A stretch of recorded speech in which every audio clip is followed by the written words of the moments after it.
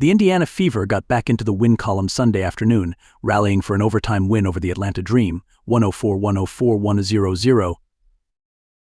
The Fever are now 19-17-6 in the WNBA standings, with 4 games left in the regular season. Indiana Fever win first overtime battle of the season. You'd never believe the Fever were down by 16 at one point during the second half.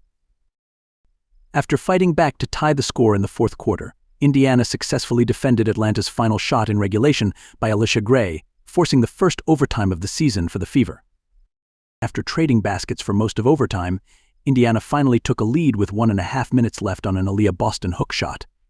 Indiana then successfully defended shots from Rhyne Howard, who had 36 points, and Tina Charles 17 points, and 2 free throws from Caitlin Clark sealed the game. This victory gives Indiana a 4-0 record over Atlanta this season, giving the Fever their second sweep of the season. Phoenix Mercury, 3-0.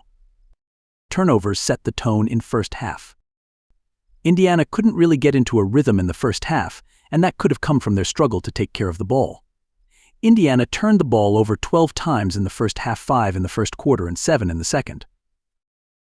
Some came from small mistakes, including when Clark tried to throw the ball over her head to Nalissa Smith in the paint, and the Dream grabbed it out of the air. Coach Christy Sides called multiple timeouts in the second quarter as the Fever were struggling, including 2 within 40 seconds of each other. Kelsey Mitchell turned the ball over twice in a row following a timeout around the 6-minute mark of the second quarter, leading Sides to call one. That second timeout helped both Mitchell and the rest of the Fever. Mitchell did not turn the ball over for the rest of the second quarter and had just 2 more turnovers the rest of the game. Luckily for the Fever, the Dream failed to capitalize on most of the Fever's turnovers. Atlanta only scored 7 points off of the Fever's 12 turnovers in the first half, leaving most of those free possessions scoreless.